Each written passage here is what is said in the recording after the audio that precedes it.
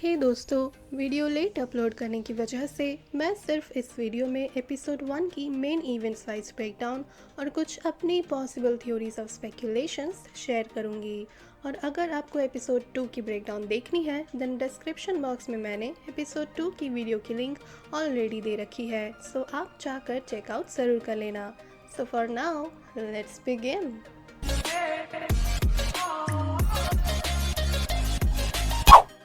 Episode 1 glorious purpose.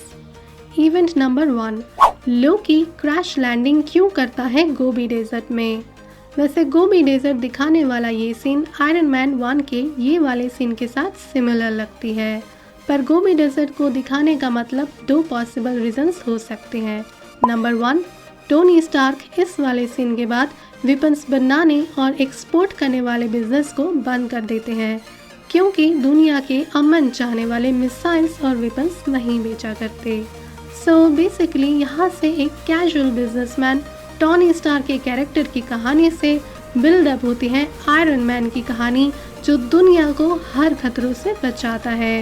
And so दोस्तों, जिस तरह मोबियस यहाँ लोकी से हेल्प चाहता है, इससे ये लगता है कि अब लोकी के कैरेक्टर को भी इविल से हीरो या सेवियर वाला एक न्यू वर्जन और अपग्रेड मिलेगा।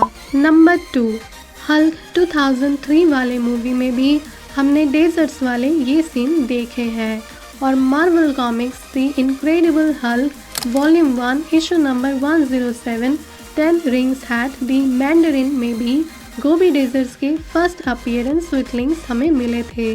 तो शायद हो सकता है कि ये आने वाले शांग-ची द लेजेंड ऑफ 10 रिंग्स के मूवी के लिए हिंट्स हो। इवेंट नंबर 2 हंटर B-15 और क्लर्क केसी टेज़रेक्ट को कैसे पकड़ सकते थे। लोकी TVA में अपना पावर यूज़ क्यों नहीं कर पाया, और TVA में कोई मैजिक क्यों नहीं काम करता। सो पहले लोकी की बात करते हैं।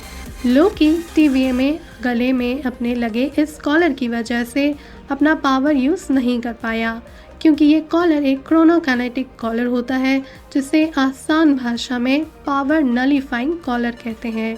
और अकॉर्डिंग टू इट्स नेम, मुझे ज़्यादा बोलने की ज़रूरत तो है नहीं कि ये कॉलर क्या डिस्क्राइब करता है। देन बात करते हैं कि क्यों TVA में कोई मैजिक काम नहीं करती, यहाँ तक कि टेज़रेक्ट और इन्फिनिटी स्टोन्स भी, क्योंकि TVA की हेडक्वार्टर नल टाइम जोन डायमेंशन से ऑपरेट करती है, विच मीन्स TVA सारे टाइम और टाइम लाइन्स के बाहर काम करती है, जहाँ टाइम साइकिल और टाइम पीरियड एग्जिस्ट ही नहीं करता। और इसी वजह से TVA के एम्प्लॉयज़ इस टेज़रेक्ट को अपने हाथों से पकड़ सकते हैं, क्योंकि जहाँ जिस जोन में टाइम ही नल हो, यानी कि ज़ीरो प्रेजेंस हो, देन वहाँ दूसरे मल्टीवर्स के टाइम रिलेटेड स्टफ्स कैसे काम कर सकते हैं। इवेंट नंबर 3 पेपर वर्क के केविन में कैट क्यों था। लोकी के वेरिएंट बनने के वेरिफिकेशन के प्रोसेस में जब हम यहाँ पेपर वर्क वाले केविन में सीन देखते हैं, तब यहाँ हमें एक कैट दिखती है। अब मुझे सबसे ज़्यादा पॉसिबल रीज़न ये लगती है कि ये कैट एक फ्लर्किन कैट हो सकती है, और TVA शायद कैट्स को रिक्रूट करते होंगे, जिस तरह हम अपने पुलिस डिपार्टमेंट में स्निफर डॉग्स को यूज़ करते हैं, शायद उसी तरह। एंड ऑल्सो कि जिस तरह बाहर शेप शिफ्टर्स वाले वेरिएंट से TVA डील करती रहती है, सो ऐसे ही अगर कोई शेप शिफ्टर किसी TVA के ही हंटर या मिनटमैन्स का रूप बदल कर TVA में घुस जाए, देन उसे आइडेंटिफाई कर सके। बिकॉज ऑब्वियसली जैसे कि हम सभी जानते हैं दैट कि सिर्फ हमारे पेट्स ही अपने ट्रू ओनर्स को पहचान सकते हैं। और दोस्तों, वैसे ये एक और फाइटिंग कैट गूस की तरह दिखने वाली हमें यहाँ स्पाइडरमैन के गेम में भी दिखने को मिली है। इवेंट नंबर 4 क्यों TVA ने एवेंजर्स ने जो किया उसे सही कहा और लोकी ने जो किया उसे गलत कहा। तो दोस्तों, पहले मैं ये आपको बता दूं कि अगर आपको ऐसा लगता है कि TVA बहुत ही सीधा और शरीफ है, तो ऐसा बिल्कुल भी नहीं है। यहाँ सब अपने अपने माइटी सुप्रीमेसी को बनाए रखने के मतलब के लिए अच्छा और बुरा दोनों टाइम पे अपने कैरेक्टर को स्विच करते रहते हैं। सो TVA को अर्थ 616 के ओल्ड एवेंजर्स से इनिशियली कोई थ्रेट नहीं महसूस होता है, बिकॉज एवेंजर्स इन्फिनिटी स्टोन्स को रिटर्न करने के इरादों से ही टाइम हाइस्ट के प्रोसेस को यूज़ करते हैं। ताकि किसी तरह की अल्टरनेट टाइमलाइंस क्रिएट ना हो पाए, बल्कि पास्ट के किए एक्शन से ही पहले हुए फ्यूचर के आउटकम को रिवर्स किया जा सके, विच मीन्स कि एक न्यू फ्यूचर को क्रिएट कर सके, ऑब्वियसली दुनिया को बचाने के मोटिव से, जो कि टीवी के हिसाब से भी वही नियति थी। और लोकी टेजरेट को लेकर भागकर अपने डेथ डेस्टिनी को अंडू कर जो अल्टरनेट टाइमलाइन को क्रिएट कर चुका था अनजाने में ही, इससे ये पता चलता है कि लोकी ने ऐसा अर्थ के डिस्ट्रक्शन के मोटिव से ही किया था। तो जो अर्थ के डिस्ट्रक्शन वाले मोटिव रखते हो, ऐसे पोटेंशियल थ्रेट्स को टीवीए कैसे ना पकड़कर दोषी करार देती। इवेंट नंबर 5, जब लोकी मोबियस से पूछता है कि क्यों इससे पहले हमने कभी टीवीए के बारे में नहीं सुना।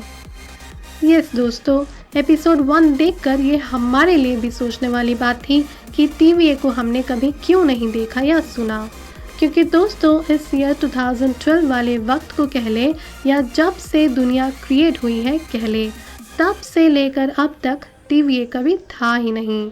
बट देन मिस मिनट ने ऐसा क्यों कहा था कि कई साल पहले युद्ध हुआ था, तब टाइम कीपर्स आए थे और मल्टीवर्स को डिस्ट्रक्शन से बचाने के लिए टाइम कीपर्स ने मल्टीवर्स के सारे टाइम्स को एक साथ बांधकर सिंगुलर टाइमलाइन को बनाया था, जिसे सेक्रेट टाइमलाइन कहते हैं।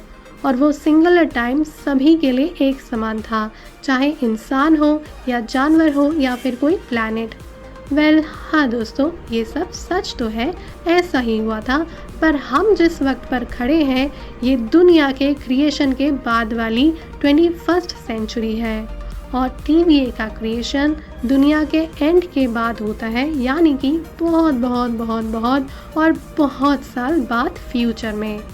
अभी तो हम स्पाइडरमैन नो होम कमिंग में अर्थ 616 की बर्बादी देखेंगे, फिर 2099 का नया फ्यूचर एरा आने वाला है, और उसके बाद सारे अल्टरनेट मल्टीवर्स तबाह हो जाएंगे, और उसके बाद जाकर he who remains time twisters और टाइम कीपर्स को क्रिएट करेंगे। वैसे इनिशियली टाइम कीपर्स 3 नहीं 4 थे, पर 4th टाइम कीपर को इजिप्ट भेज दिया जाता है। ऐसा क्यों, ये सब डिटेल्स मैं किसी और वीडियो में स्पेसिफिकली डिस्कस करूँगी। अब उसके बाद टाइम कीपर्स टीवीए को फॉर्म्ड करता है एज अ मॉनिटरिंग हेडक्वार्टर, और आप इस वाले सीन में भी देख सकते हैं ये एडवांस्ड क्री स्क्रल वॉर टाइप दिख रहा है, जो कि बहुत ही एडवांस्ड वेपन्स और सूट्स पहनकर फाइट कर रहे हैं। वैसे ये क्री स्क्रल वॉर है या नहीं, ये कह पाना अभी भी थोड़ा मुश्किल है, क्योंकि कुछ इसी तरह यहाँ हम स्पाइडरमैन के गेम में भी देख सकते हैं, और इस वाले guardians of the Galaxy game के ट्रेलर में भी इस स्पेसक्राफ्ट की जो टाइटन प्लैनेट की स्पेसशिप की तरह लग रही है। पर जो भी हो, इतना तो क्लियर है कि फाइट वाली सीन्स भी फ्यूचर का है, 2099 के बाद वाला। इवेंट नंबर 6, मोबियस ने ऐसा क्यों कहा कि वो डीपली लोकी को समझना चाहता है, क्योंकि दोस्तों जब मोबियस नेक्सस इवेंट ईयर 1549 में अपने एक मिनटमैन के बॉडी को एग्जामिन करता है, तब उसे स्टैबिन के वुंड्स मिलते हैं, और ये तो सभी जानते हैं कि लोकी नाइफ चलाने में कितना माहिर है, और नाइफ लोकी की सबसे फेवरेट वेपन भी होती है। और फिर ये बच्चा जब अपना च्युइंग गम दिखाता है मोबियस को, तब मोबियस अपने सोल्जर को बच्चे की टेम्पोरल ऑरा स्टेटस और कौन से टाइमलाइन से आया है ये सब डिटेल्स इन्वेस्टिगेट करने को कहता है, और तब उस बच्चे की टेम्पोरल ऑरा मोबियस को फ्लूइड मिलती है। और फिर जब एक मिनटमैन पोर्टल से निकलकर मोबियस को लोकी की गिरफ्तारी की डॉक्यूमेंट्स दिखाता है, तब मोबियस उस डॉक्यूमेंट्स में लोकी का जेंडर आइडेंटिटी फ्लूइड मेंशन्ड देखकर उसे पता चल जाता है कि इस मर्डर्स के पीछे लोकी के किसी वेरिएंट का ही काम हो सकता है। And so just because Loki the God of mischief, उसे उसके खुद से बेटर और कोई नहीं जानता, सो इसलिए मोबियस को लगता है कि इस भगोड़े लोकी के वेरिएंट को पकड़ने के लिए खुद लोकी से बेस्ट हेल्प और कौन कर पाएगा। इसलिए मोबियस लोकी को काउंसलिंग करके उसके माइंड की साइकोलॉजी को समझना चाहता था कि आखिर ऐसा क्या है जिसे लोकी को एक ट्विस्टर बनाती है, ताकि इस लोकी के साइकोलॉजी को अगर समझ पाए देन मे बी लोकी के वेरिएंट के साइकोलॉजी को भी समझा जा सकेगा कि आखिर लोकी का वेरिएंट करना क्या चाहता है और उसे रोके कैसे। इवेंट नंबर 7, इतने सारे इन्फिनिटी स्टोन्स कहाँ से थे ये इन्फिनिटी स्टोन्स? वैसे दोस्तों, इस वाले सवाल का आंसर एक बहुत बड़ा खुद में ही टॉपिक है। मैं बस कोशिश करूँगी इसे शॉर्ट में ही बता सकूँ। ऐसा नहीं है कि पूरे मल्टीवर्स में सिर्फ 6 ही इन्फिनिटी स्टोन्स हैं, बल्कि ऐसे ही इन्फिनिटी स्टोन्स कई सारे हैं।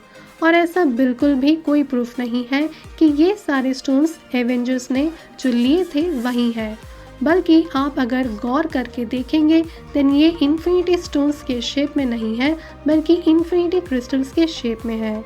हो सकता है जिस डिस्ट्रक्शंस के बारे में मिस मिनट बात कर रही थी ये उसी के प्रूफ है। यानी कि फ्यूचर में 2099 के बाद, बहुत साल बाद वाले मल्टीवर्स के एंड के बाद, जब टाइम कीपर्स और TVA फॉर्म्ड हो जाएगी और सेक्रेट टाइमलाइन बना लेगी, तब ऐसे ही इन्फिनिटी स्टोन्स को यूज करने वालों को स्टोन्स के साथ, चाहे बिफोर क्राइस्ट के टाइमलाइन में हो या एनो डोमिनी AD के बाद वाले टाइमलाइंस हो, उन्हें TVA पकड़ लेती होगी। इवेंट नंबर 8, जब लोकी अपना मौत थैनोस के हाथों होते हुए देखता है, क्या वो सच में मरा था? हाँ दोस्तों, लोकी की डेथ रियल थी, पर उस टाइमलाइन के लोकी के लिए। इवेंट नंबर 9, लोकी ने खुद को सरेंडर क्यों कर दिया TVA के हवाले?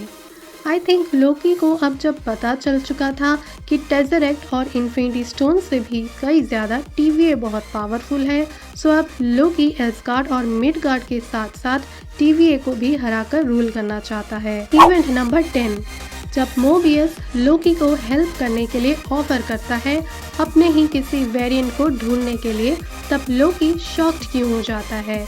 लोकी इस सब के बारे में क्यों नहीं जानता था?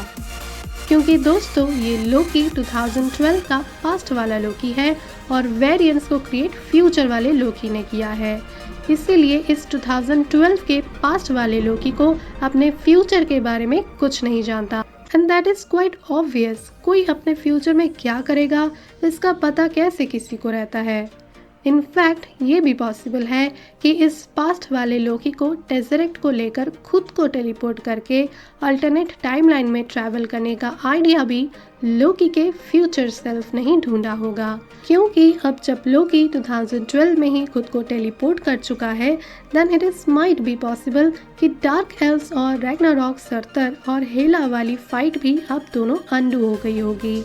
कुछ अनफिनिश्ड बिजनेस को सही से पूरा करने के लिए फ्यूचर सेल्फ लोकी पास्ट के लोकी को अल्टरनेट टाइमलाइंस में ट्रैवल कराकर पॉसिबल सक्सेस वेज ढूंढने की कोशिश में है कि कौन से वाले अल्टरनेट टाइमलाइन में उसे जो चाहिए उसे मिलेगा। जैसे कि अकॉर्डिंग टू द कॉमिक, लोकी हेला को मैनिपुलेट करके अपने नाम को हेल ऑफ बुक से मिटाकर परमानेंटली डेथ से जीत पा लेगा और मिडगार्ड को रूल करेगा, इन्फिनिटी स्टोन्स को कलेक्ट कर पाएगा थैनोस की तरह। वैसे अब बोलने बैठूं तो लोकी की विश लिस्ट इतनी लंबी है कि मुझे 4-5 वीडियोस और बनाने पड़ेंगे। इवेंट नंबर 11, ईयर 1549 के नेक्सस इवेंट में वो बच्चा कौन था?